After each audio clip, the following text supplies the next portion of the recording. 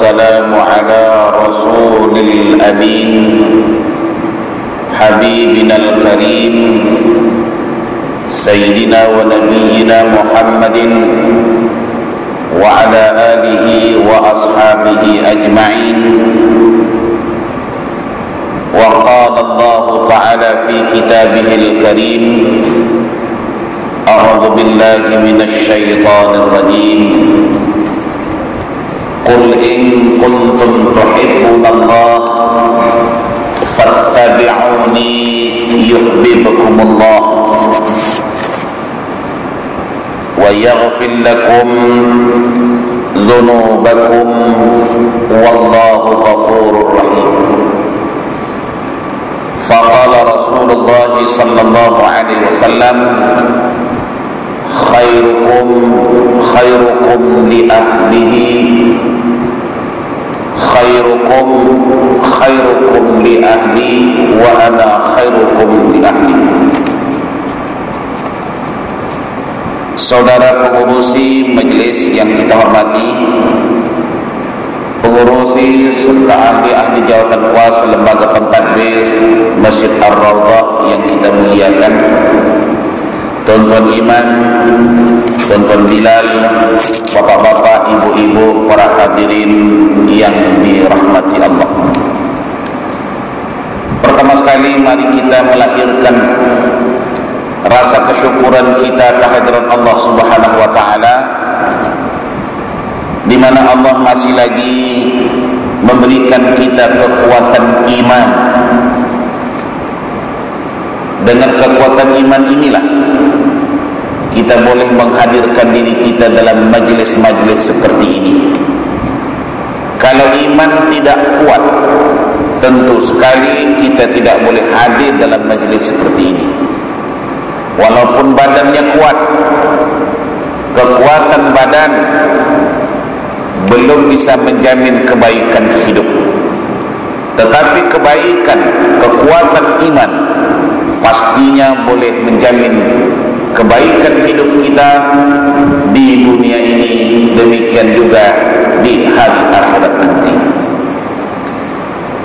Bapak Ibu para hadirin yang dirahmati Allah, tadinya kita sudah mendengar apa yang dikatakan oleh pengurus majlis, bahwa di Masjid Ar-Raudhah ini sudah berulang kali diadakan ceramah-ceramah agama, tentu sekali bertujuan untuk menambahkan lagi pengetahuan kita, khususnya hal-hal yang berkaitan dengan diri Rasulullah sallallahu alaihi wasallam. Demikian juga keluarga baginda sallallahu alaihi wasallam. Apa yang dipahamkan kepada saya bahwa sudah diceramahkan atau disampaikan siapakah itu yang namanya Abu Talib, siapakah itu yang namanya Abu Bakar As-Siddiq, dan katanya pada minggu hadapan pula akan disebut lagi apa yang dimaksudkan oleh firman Allah yang berbunyi qul innama ana basyarun mislukum ilaik. Adapun malam ini insyaallah kita akan memperkatakan tentang ummahatil mu'minin, ibu orang-orang yang beriman, yakni istri pertama dan utama baginda Rasulullah sallallahu alaihi wasallam yang bernama Khadijah binti Khuwailid, yang disebut dengan gelaran Khadijatul Kubra, yakni Siti Khadijah radhiyallahu anha adalah termasuk orang-orang yang besar kedudukannya baik terhadap diri Rasulullah sallallahu alaihi wasallam, demikian juga di sisi Allah Subhanahu wa taala. Beliau yakni Sayyidatina Khadijah disebut adalah Al-Kubra. Kubra maknanya tadi bahwa beliau adalah besar kedudukannya di dalam hati Rasulullah sallallahu alaihi wasallam, dan juga besar statusnya di sisi Allah Subhanahu wa taala, dan juga besar andilnya dalam perkembangan dakwah Islamiyah yang kita nikmati sampai hari ini. Bapak Ibu berhadirin rahimakumullah, oleh karena itu benar sekali tajuk yang diberi ini ialah Khadijah binti Khuwailid adalah istri Rasulullah sallallahu alaihi wasallam. Beliau adalah juga penawar duka Rasulullah sallallahu alaihi wasallam, dan juga Sayyidatina Khadijah radhiyallahu anha ini adalah orang yang tidak pernah dilupakan Rasulullah sallallahu alaihi wasallam. Jasa-jasanya, perjuangan-perjuangannya, sumbangan-sumbangannya, dan lain-lain sebagainya. Oleh karena itu kita pada malam hari ini adalah untuk kita bagaimana menjadikan rumah tangga kita seperti rumah tangga baginda Rasulullah sallallahu alaihi wasallam bersama istri baginda khususnya radhiyallahu Sayyidatina Khadijah radhiyallahu anha. Bukan maknanya Bapak Ibu sekalian kita menceritakan tentang kehebatan Sayyidatina Khadijah. Memang beliau adalah insan yang hebat.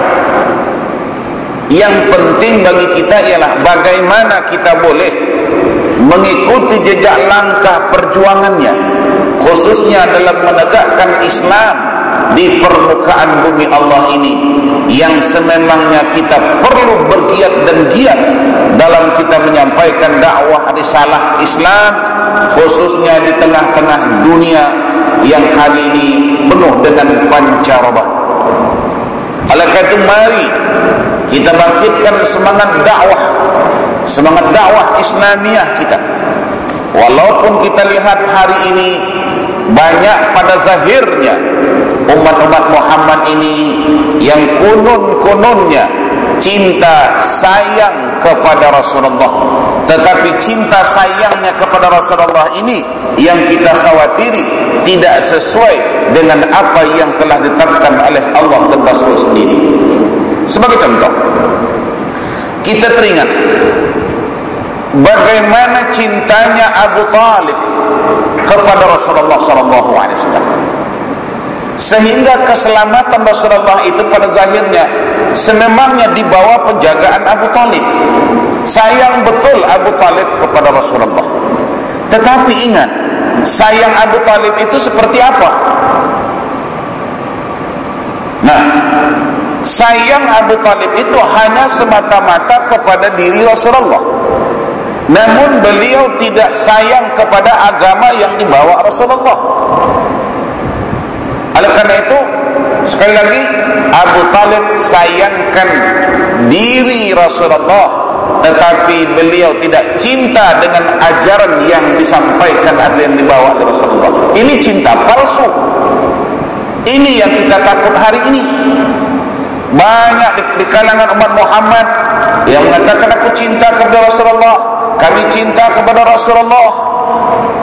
Tapi kalau cintanya hanya seperti cinta Abu Talib, mencintai body Rasulullah SAW, tidak cinta kepada ajaran Nabi, ini adalah cinta yang palsu, yang tidak berarti, yang tidak ada gunanya sama sekali. Sampai-sampai Abu Talib hendak mengakhiri hidupnya, ditalkinkan oleh Rasulullah SAW dengan harapan agar Abu Talib, pakcik yang disayangi Nabi ini, matilah kiranya dalam agama Islam yang dibawa Rasulullah. Di saat-saat Abu Talib hendak mengakhiri hayatnya, ditalkinkan, mana diajar oleh Rasulullah mengucapkan kalimah la ilaha illallah. Apa jawaban Abu Talib ketika itu? La.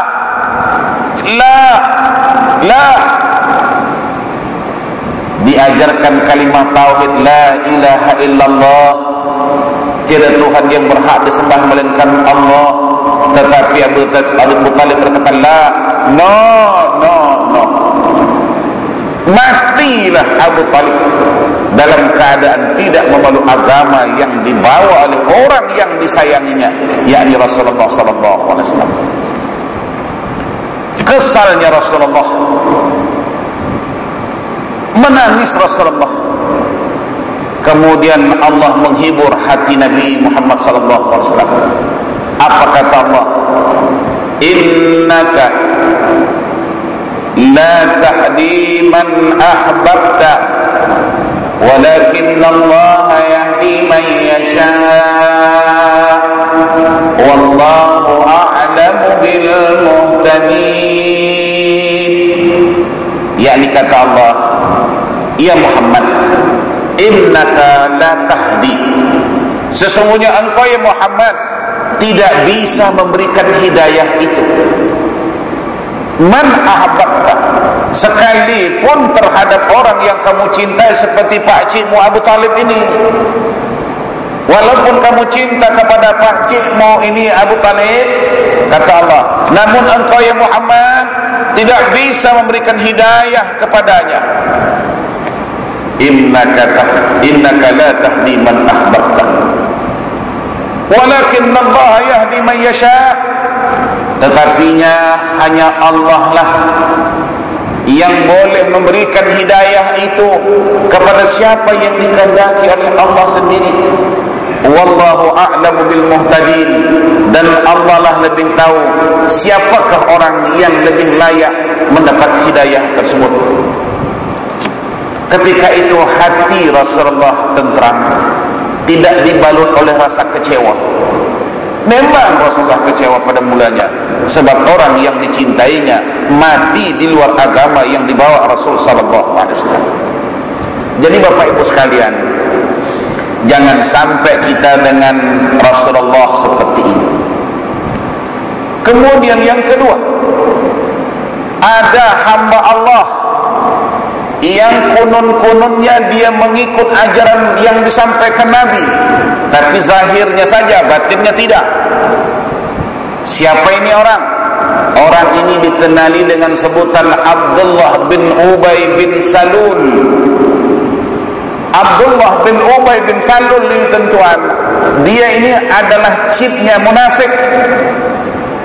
Ketua nomor satu orang munafik ialah Abdullah bin Ubay bin Salul.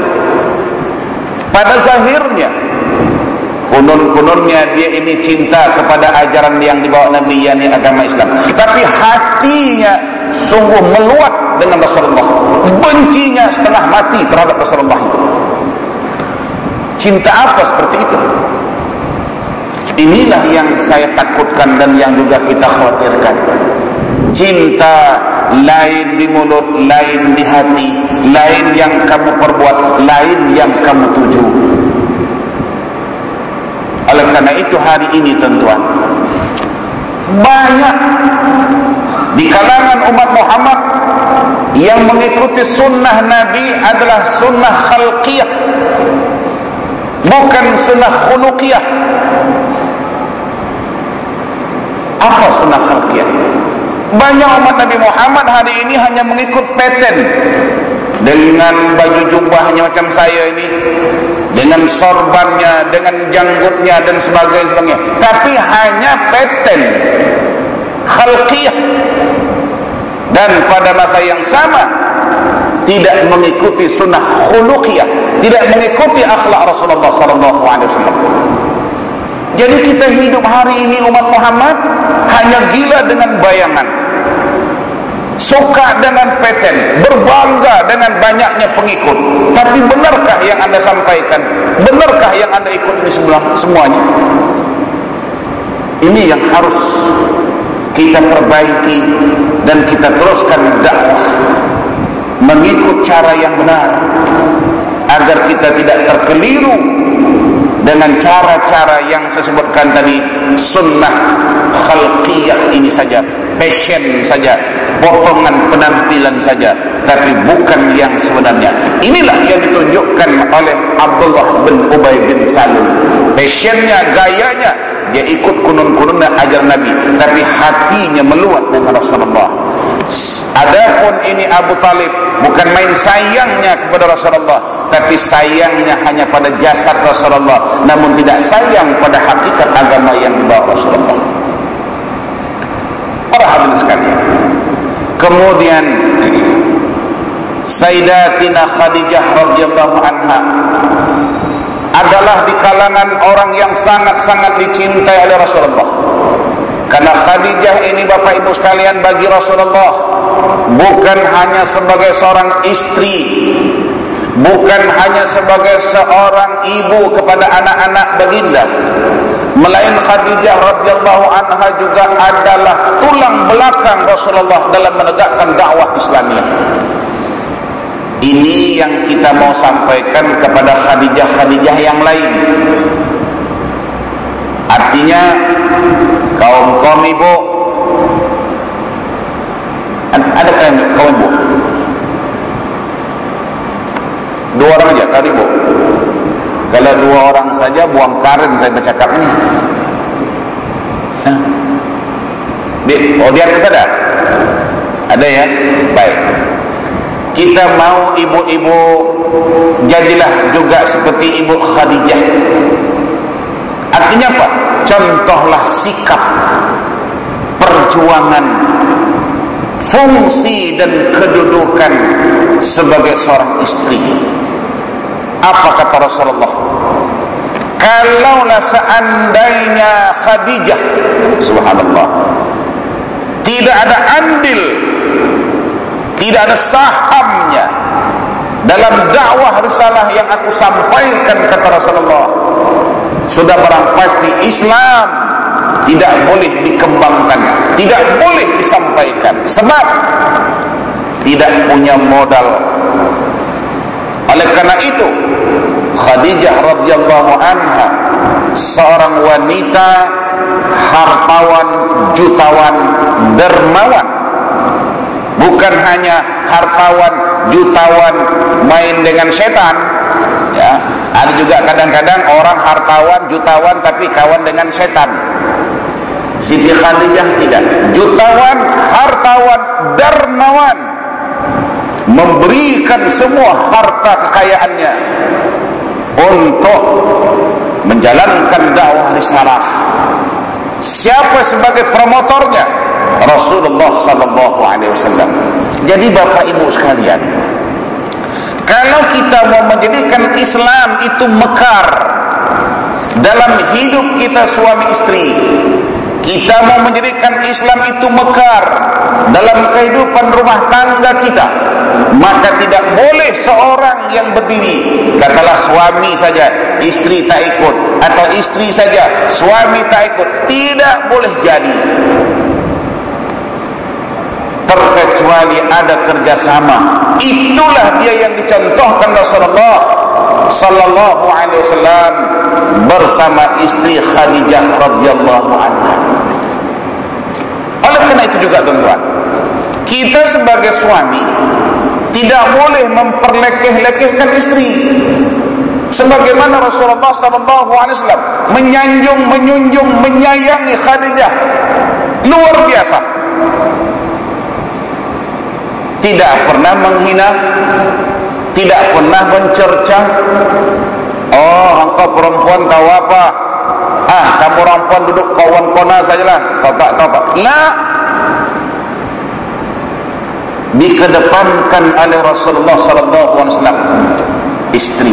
Tuan-tuan percayalah, kalau kita membaca sejarah-sejarah orang-orang besar, itu kejayaan-kejayaan suami, hakikat sebenarnya adalah kejayaan istri. Istri sebagai penyokong daripada belakang, cuma dia tak nampak, pemain simpanan. Istri pemain simpanan, dia tidak berperan ke depan. Yang berperan adalah suami, tapi sebagai promotor, penggerak di belakang adalah istri. Bacalah sejarah sesiapa orang-orang besar. Suami-suami menjadi orang besar itu kena ada andil istri. Dan ini memang tidak lain contoh yang utama ialah Rasulullah sallallahu alaihi wasallam. Bapak Ibu sekalian, oleh karena itu juga perkahwinan di antara Rasulullah sallallahu alaihi wasallam dengan ibu kita Sayyidatina Khadijah Al-Kubra bukanlah perkahwinan hanya bergantung kepada I love you, you love me. aku cintamu, mu cinta aku, tapi mesti ada asasnya. Apa sebab aku cinta kamu dan apa sebab kamu cinta aku? Hari ini cinta-cinta yang dilakonkan adalah cinta berdasarkan nafsu, atau disebut cinta emosi. Saya ulangi, percintaan kita barangkali yang kita kurang berjaya, kurang mesra, kurang bahagia dalam rumah tangga, sebab cinta yang kita bina selama hari ini adalah cinta emosi. Oleh karena itu tidak tahan lama. Layu katanya sebelum berkembang. Ya, layu sebelum berkembang. Mati sebelum subur. Ini akibat daripada apa? Cinta kita suami istri, cinta emosi. Farqi.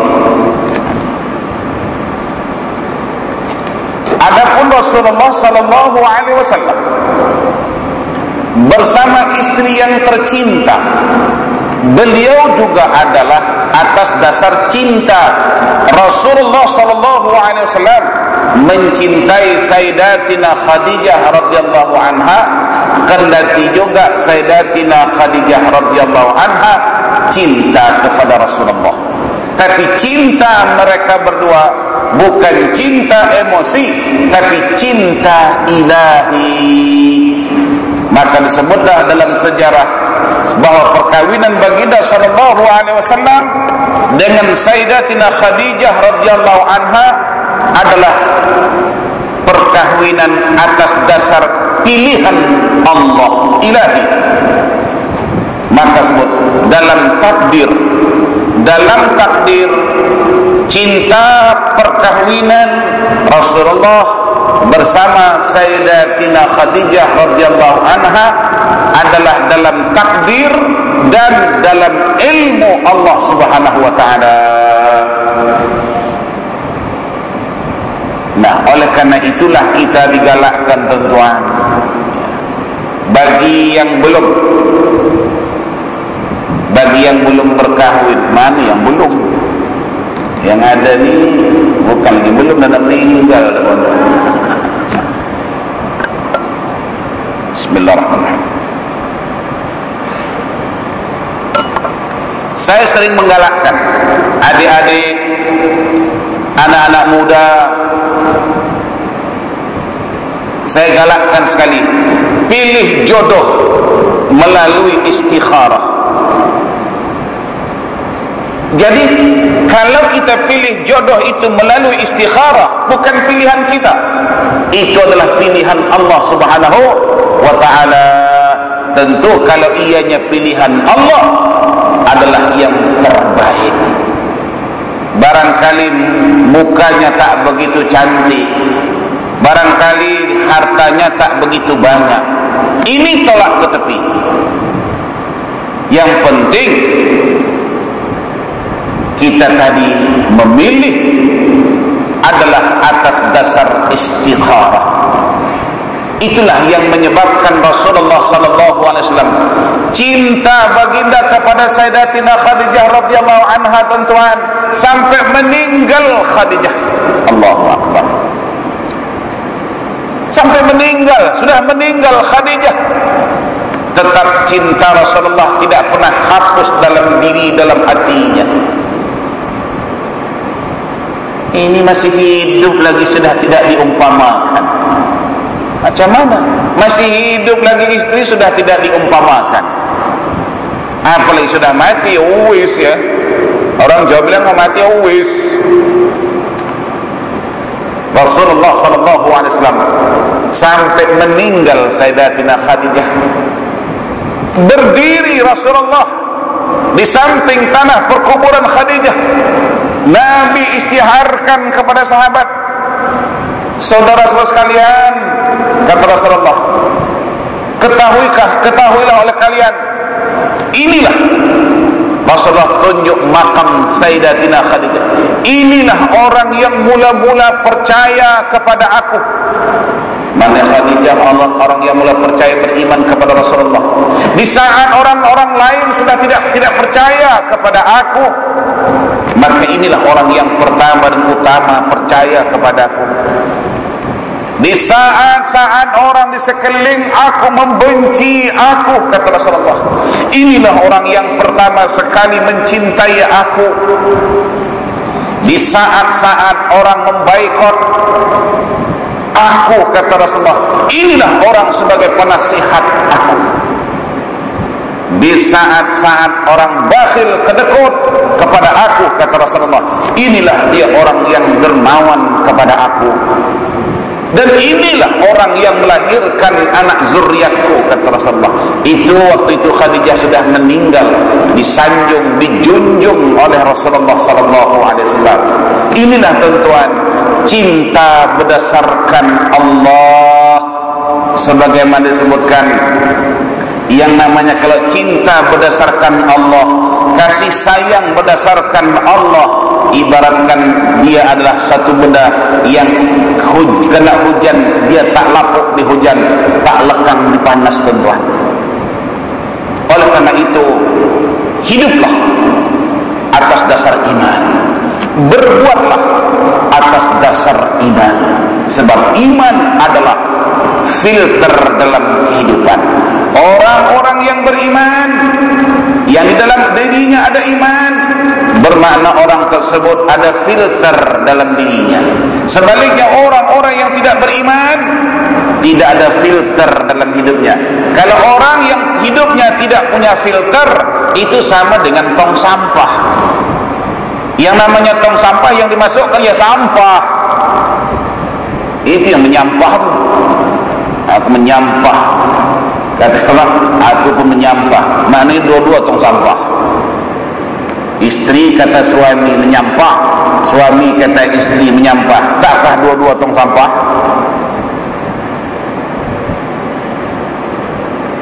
Na'udzubillah min dzalik. Apatah lagi memang kedudukannya sampah masyarakat. Itu makanya sampah masyarakat tuh. Para hadis kalian. Itu yang pertama. Yang kedua, niat dalam mendirikan rumah tangga itu apa? Kalau niat mendirikan rumah tangga itu hanya semata-mata untuk nak melampiaskan nafsu berahi, sampai di mana? Sampai di mana?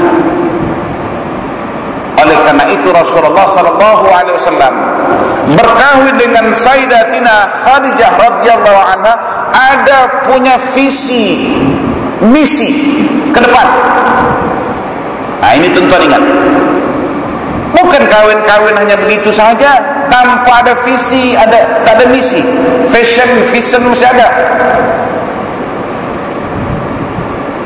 Mereka berdua, yakni baginda sallallahu alaihi wasallam bersama Sayyidatina Khadijah radhiyallahu anha, mereka ini berkahwin, tujuan ke depan ialah untuk membangun ummah menjadi umat yang terbaik.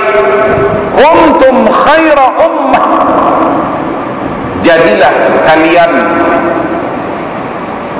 kata Rasulullah, sebaik-baik umat, sebagaimana yang disampaikan atau difirmankan oleh Allah. Kuntum khaira ummatin ukhrijat linnas. Kalian, kata Allah, yakni kita, adalah sebaik-baik umat di kalangan manusia-manusia lainnya. Ini bukan kita yang berkata, Allah yang berkata dalam Al-Quran. Kuntum khair ummah ukhrijat linnas ta'muruna bil ma'ruf. Maka hendaklah kita menjalankan vision dan mission kita. Apa? Ta'muruna bil ma'ruf, mengajak kepada kebaikan. wa tanhauna 'anil munkar, dan pada masa yang sama adalah kita tegak berdiri mencegah kemungkaran. Wa tu'minuna billah, pastikan kita hidup ini beriman kepada Allah. Inilah yang saya katakan tadi, visi dan misi Rasulullah berkahwin dengan Sayyidatina Khadijah radhiyallahu anha. Jadi alangkah salahnya dan alangkah biadabnya kalau sesiapa yang menuduh Nabi berkahwin itu kena nafsu. Saya terang-terang mengatakan biadab, mencemar kepribadian Rasulullah. Syekh, kalau Nabi berkahwin hanya semata-mata nafsu, ngapain Nabi kawin dengan Sayyidatina Khadijah? Maafnya, Sayyidatina Khadijah sudah 2 kali berkahwin. Apakah Rasulullah tidak banyak wanita-wanita lain yang inginkan Rasulullah?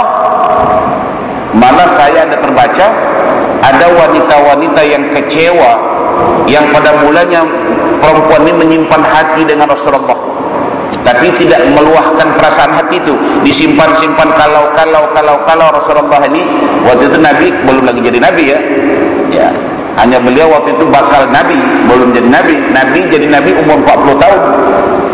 Banyak ketika itu wanita-wanita Arab Quraisy memendam hati kalau Muhammad itu mau menyunting aku sebagai seorang istri. Disimpan. Tahu-taunya Rasulullah berkahwin dengan Sayyidatina Khadijah. Menjadi gila itu wanita. Ada saya baca dalam sejarah wanita gila sebab tidak dapat berkahwin dengan Rasulullah.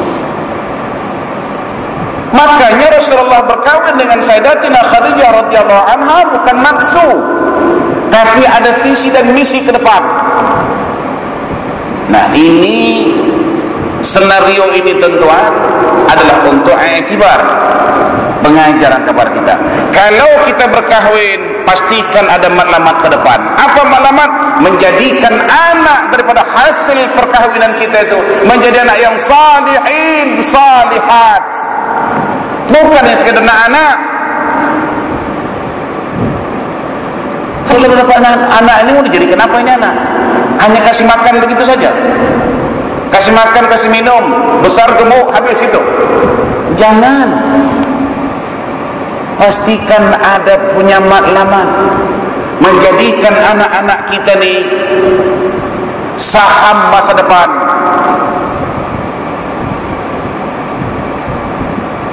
Contoh, siapa yang ke depan nanti 10-20 tahun ke depan, siapa yang akan ke depan menyampaikan dakwah? Siapa yang akan tegak berdiri di sini? Saya. Sudah barangkali tidak ada lagi. Maka yang ke depan pastikan anak-anak kita ini. Nah, sudahkah kita mempersiapkan mentaliti, moral, spiritual anak-anak kita ke depan? Rasulullah SAW berhempas pulas, tuan-tuan, berhempas pulas bersama Sayyidatina Khadijah radhiyallahu anha, menggembleng tenaga agar umat sepeninggalan Nabi dapat mengembangkan dakwah risalahnya. Nah, hari inilah maka Nabi SAW melaungkan kata-kata al-ulama warasatul anbiya, al-ulama warasatul anbiya. Sebab kalau baginda sudah tidak ada di permukaan bumi ini, maka ulama-ulama lah yang ke depan, generasi depan. Demikian juga kita. Kalau kita sudah tak ada lagi, pastikan ada orang yang tegak berdiri seperti ini juga di depan. Itulah hasil perkawinan tersebut. Dan yang lebih utama adalah mengenai hal agama. Bapak Ibu sekalian, kalau pelajaran-pelajaran sekuler anak-anak kita sudah top, labelnya label tinggi, apa yang anak-anak kita tak tahu hari ini? Sebut aja lah pelajaran namanya pelajaran sains, biologi, teknologi dan apa-apa lagi. Semua sudah dikuasai mereka. Tapi saya belum yakin yang anak-anak kita boleh menguasai agama untuk dirinya. Coba Bapak Ibu tes. Apakah anak-anak kita sudah boleh melepaskan dirinya daripada bab taharah? Baik anak laki-laki kita, baik anak perempuan kita, sekalipun dia duduk di bangku universitas, mungkin NUS, mungkin NTU, mungkin SMU dan sebagainya, tapi paskah dia dalam membentuk dirinya dalam bab taharah? Ini yang harus kita pikir. Kita mesti paham, hidup ini akan berakhir dengan kematian. Hidup ini pasti akan berakhir dengan kematian. Apakah kematian kita nanti diterima Allah Ta'ala tanpa ada perjuangan agama? Kembali kita kepada sejarah Sayyidatina Khadijah radhiyallahu anha, yang hari kematiannya itu Allah Subhanahu wa Ta'ala memanggil malaikat Jibril, kemudian Jibril datang menemui Allah Subhanahu wa Ta'ala. Kemudian Allah berpesan, kata Allah, ya Jibril, sampaikan kepada Muhammad, titipkan salamku untuk istrinya Sayyidatina Khadijah. Salam daripada aku, kata Allah, sampaikan kepada Muhammad. Itulah ayat yang sering kita baca, khususnya Bilal-Bilal yang menguburkan jenazah. Ya ayyatuhan nafsul mutmainnah irji'i. Itu ayat kalimah musanna. Kalimah musanna. Musanna ini maknanya untuk perempuan, bukan muzakkar. Makanya ada satu ketika saya dengar, ini tak paham lagi, dia baca ayat ini di tanah pekuburan. Irji'a. Kok irji'a? Sedangkan situ irji'i. Dibaca, kenapa dibaca irji'a? Nah, ini yang meninggal ini laki-laki. Oh, laki-laki. Jadi kalau perempuan irji'i, kalau pondan pandai-pandai pula dia menukar ayat. Haram. Laki-laki kah, perempuan kah, tetap irji'i. Sebab itu asbabun nuzul, sebab turun ayat itu adalah bersempurnaan dengan kewafatan Sayyidatina Khadijah radhiyallahu anha. Irji'i ila rabbiki radiyatan mardiyah fadkhuli fi ibadi wadkhuli jannati, kata Allah. Lalu datanglah malaikat Jibril menyampaikan berita kepada Rasulullah bahwa sesungguhnya Allah telah membangunkan istana untuk Sayyidatina Khadijah radhiyallahu anha, yang di situ dalam hadis itu disifatkan dibangun daripada buluh-buluh atau bambu-bambu. Lalu sahabat bertanya, buluh bambu macam bambu-bambu yang ada ini? Kata Rasulullah, bukan. Buluh bambu itu maknanya bertatahkan intan berlian. Syurga yang ditempati oleh Sayyidatina Khadijah radhiyallahu anha. Hasil apa itu?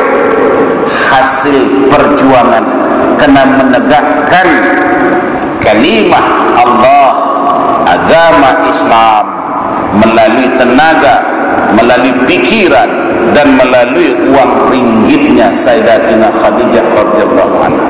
Habis harta Sayyidatina Khadijah demi menegakkan Islam.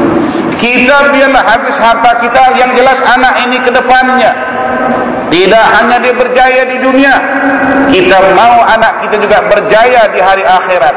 Visi misi kita umat Muhammad tidak boleh lari. Rabbana atina fid dunya hasanah wa fil akhirati hasanah.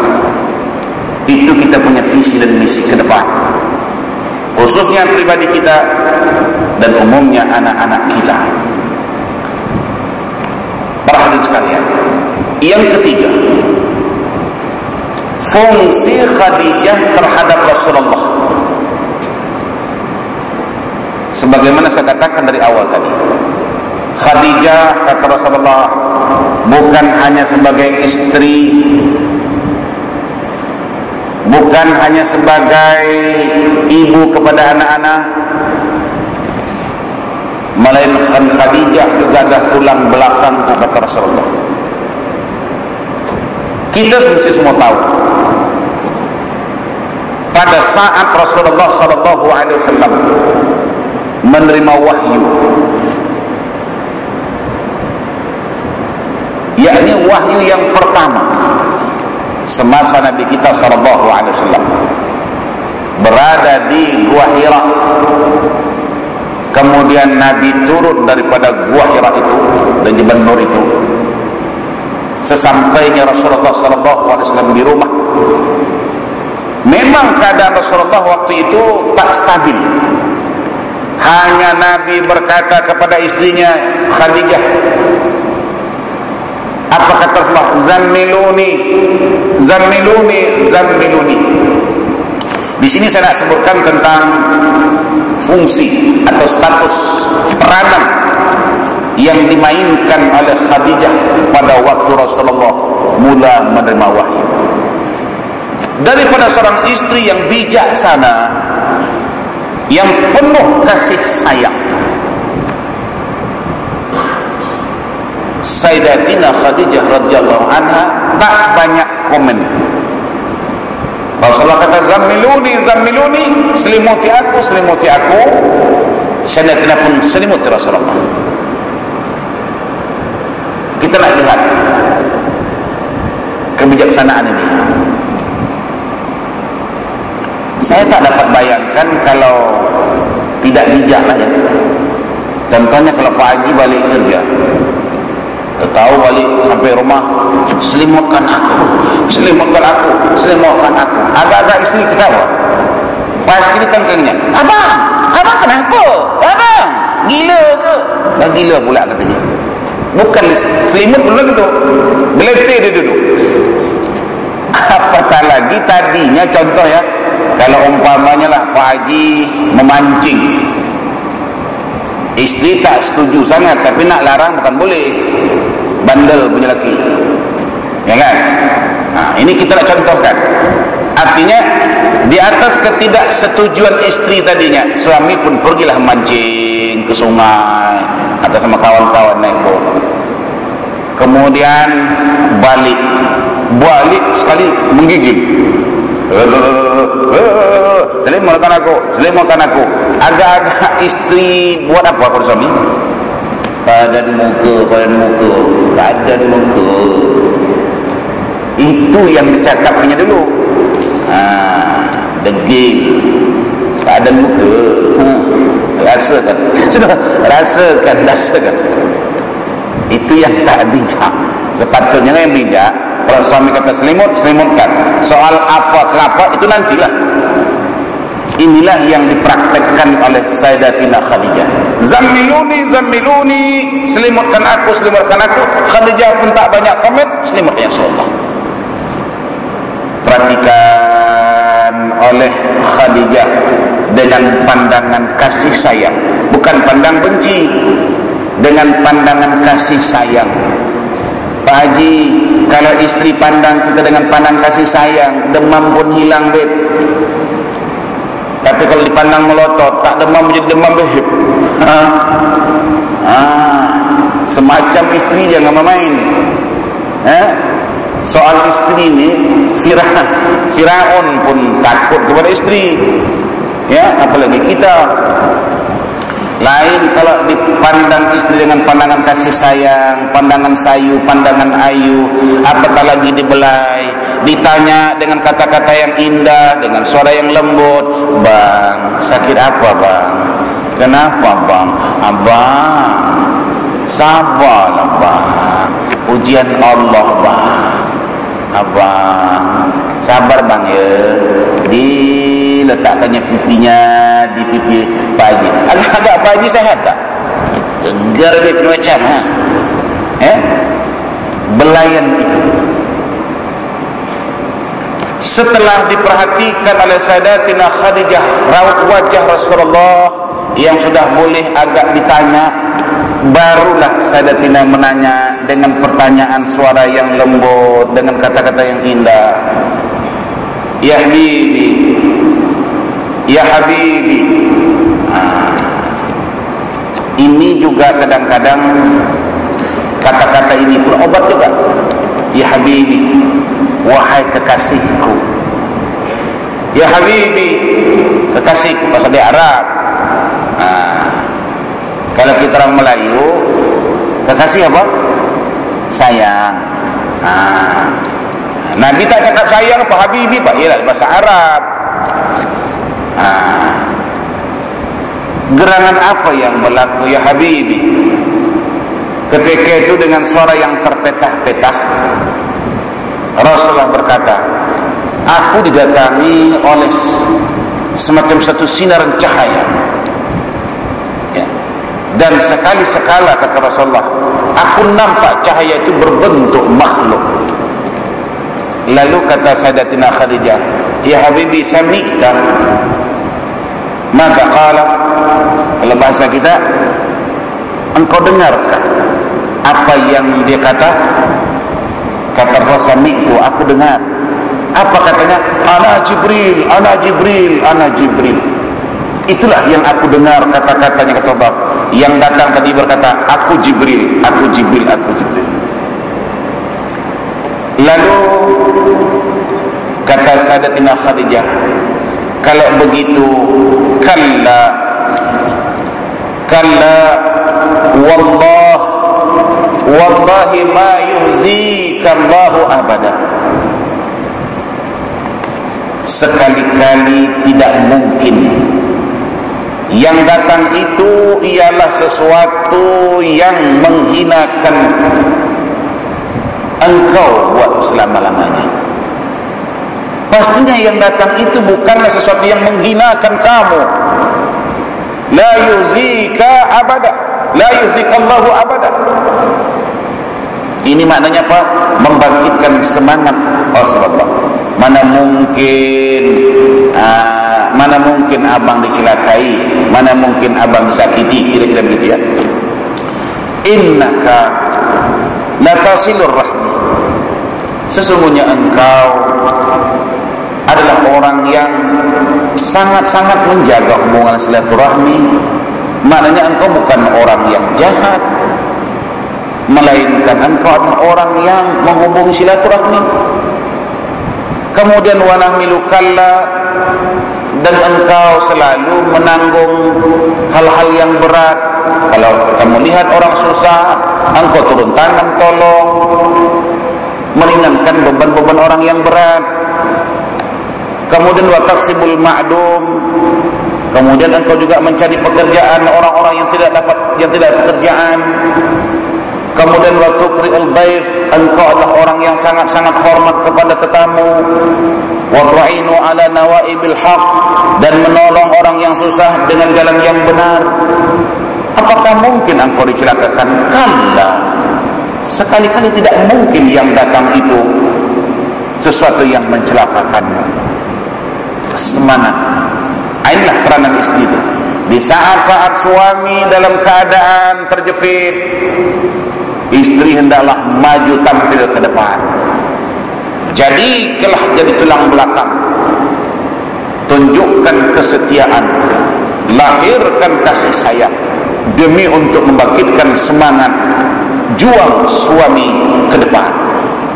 Lalu kata Sayyidatina Khadijah radhiyallahu anha, untuk lebih nak pastinya ya Habibi, untuk lebih pastinya wahai sayangku, kata Khadijah terhadap Rasulullah, ayo kita jumpa dengan Pak Cik Parcik mereka ini adalah ulama kalau bahasa kita sekarang, namanya Waraqah bin Naufal. Waraqah bin Naufal adalah orang yang mahir dengan kitab Taurat, yang mahir dalam kitab Injil. Ya ulama lah yang mahir Quran kalau bahasa kita. Ayo kita pergi ke sana. Sekarang saya nak tanya tuan-tuan, waktu itu siapa yang menjadi kepala rumah tangga? Rasulullah atau Khadijah? Khadijah. Sayyidatina Khadijah radhiyallahu anha mengambil alih tugas kepemimpinan, kedudukan suami itu. Khadijah yang memimpin Rasulullah.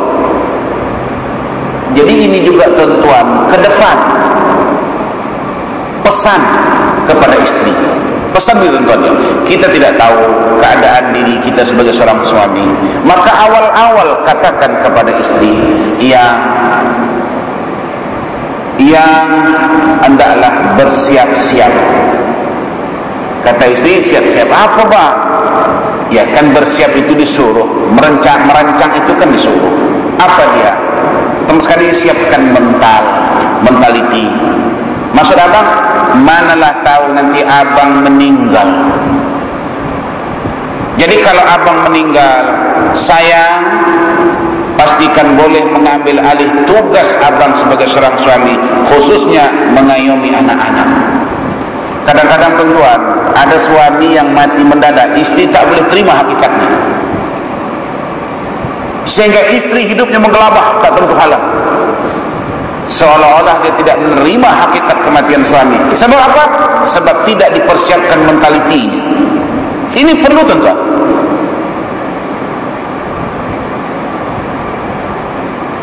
Katalah jangan mati, sakit. Berapa banyak hari ini suami-suami yang sakit, yang tidak boleh bekerja. Ingat tuan-tuan, kalau kita sebagai seorang suami sakit dalam rumah itu bukan kita yang sakit. Istri juga ikut sakit, anak-anak juga ikut sakit, sebab kita adalah ketua rumah tangga. Sekarang dia punya tiang sudah roboh, macam mana yang lain. Nah, tapi ini harus dipersiapkan. Inilah yang dilakukan oleh Sayyidatina Khadijah radhiyallahu anha. Sewaktu Nabi Muhammad dalam keadaan emergency, beliau tampil ke hadapan. Nah, ini yang perlu saya katakan tadi, persiapan-persiapan seperti itu. Beritahu suami, nanti kalau abang meninggal, abang ada punya hutang sana, hutang sini, jangan diam-diam pinjam duit diam-diam. Sekali meninggal suami, orang datang sekampung tagih hutang, istri tak tahu, menggelabah. Pasal apa? Pasal bersembunyi. Ada tak sembunyi? Anak-anak juga harus dipersiapkan. Mumpung bapak masih boleh bergerak mencari nafkah, mumpung bapak masih boleh lagi memberikan uang untuk persekolahanmu, belajarlah kamu baik-baik nak. Mumpung bapak boleh. Nanti kalau bapak dah tak boleh, mungkin bapak sakit, mungkin bapak dipanggil Allah Ta'ala. Hakikat ini hendaklah disiapkan. Itu makanya terjadi ini kepada diri Sayyidatina Khadijah radhiyallahu anha itu. Istri mesti siapkan ini. Di samping juga mempersiapkan bekal-bekalan penting lainnya.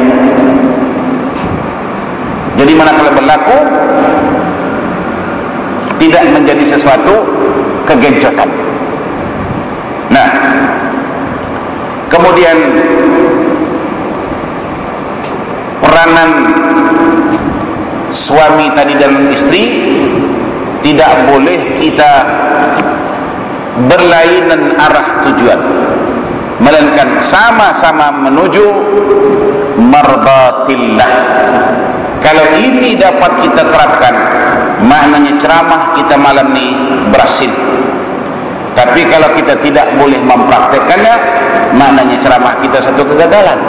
Apapun kita cerita, kalau hanya setakat kita nak mendengar, tapi tidak ada azam untuk kita nak memperbaiki diri dan keluarga, maka rugilah kita. Nabi kita SAW berpesan yang terakhir, khairukum li ahli wa ana ana khairukum li ahlihi, ayat khairukum li ahlihi wa ana khairukum li ahli, kata Rasulullah. Sebaik-baik kalian adalah orang-orang yang baik terhadap ahli keluarganya, terhadap anak dan istrinya. Kemudian aku, kata Rasulullah, adalah orang yang paling baik terhadap ahli keluarga. Kemudian yang terakhir, kematian Sayyidatina Khadijah radhiyallahu anha. Dalam kisah disebutkan, katanya di dalam masa, banyak lagi kita nak sebutkan bagaimana Rasulullah sallallahu alaihi wasallam suatu ketika pernah diembargo. Di embargo maknanya tidak dibenarkan sesiapapun memberi atau menjual makanan-makanan kepada Rasulullah, khususnya Rasulullah dan umumnya Bani Hashim. Barang siapakah yang kedapatan memberi atau menjual makanan kepada Rasulullah Muhammad, khususnya dan Bani Hashim umumnya, akan dijatuhi hukuman gantung sampai mati. Dan itu ditulis, digantung di Ka'bah.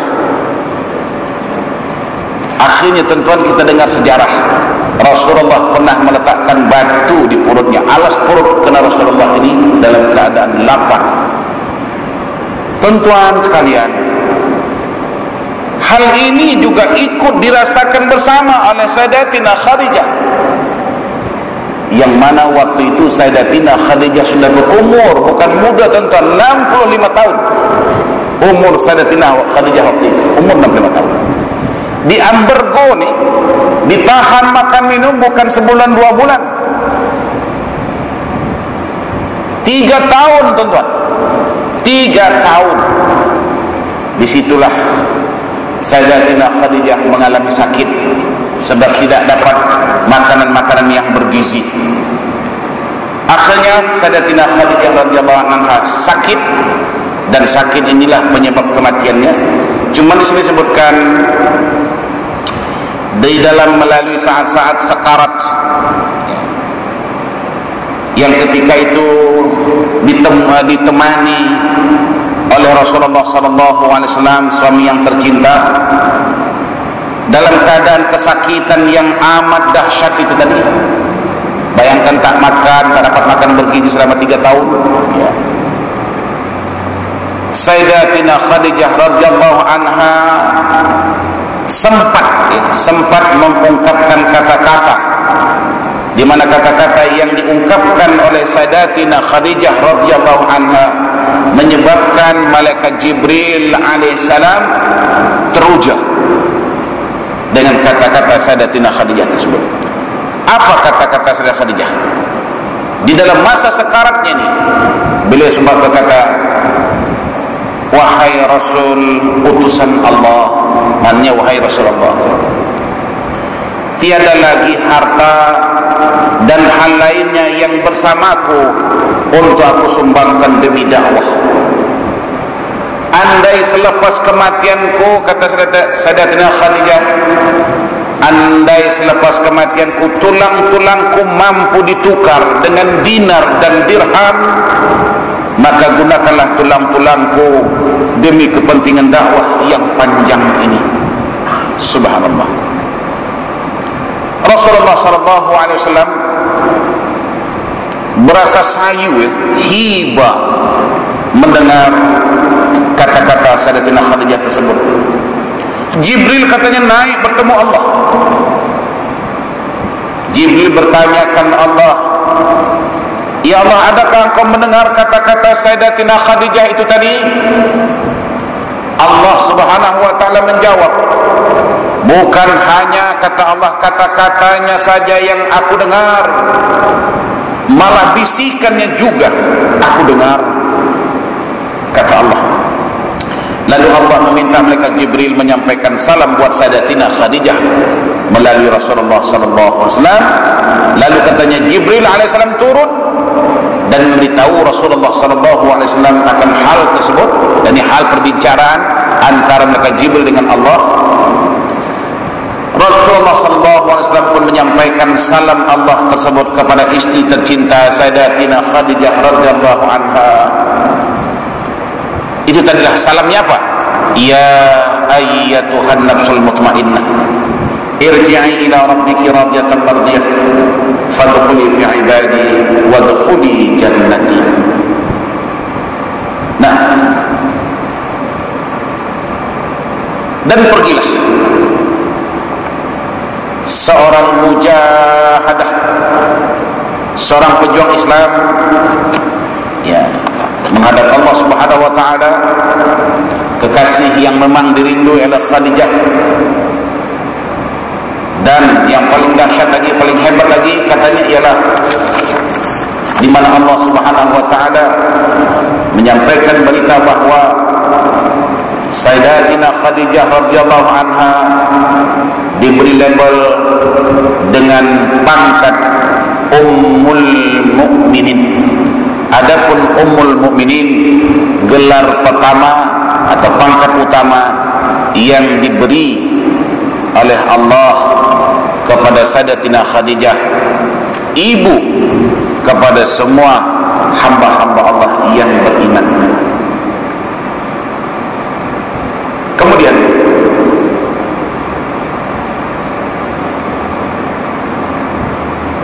karena itulah beliau tadi dengan perjuangan menegakkan agama Allah, justru beliau berhak mendapat salam dari Allah, kemudian mendapat kabar gembira dengan rumah di syurga yang terbuat daripada emas, tidak ada kesusahan di dalamnya dan tidak ada pula keributan di dalamnya. Karena itulah Rasulullah SAW berkata, sebaik-baik wanita adalah yang pertama Maryam binti Imran, ibu Nabi Allah Isa alaihissalam. Sebaik-baik wanita adalah Khadijah binti Khuwailid, yakni istri baginda yang pertama. Kemudian sebaik-baik wanita adalah Fatimah binti Muhammad radhiyallahu anhu.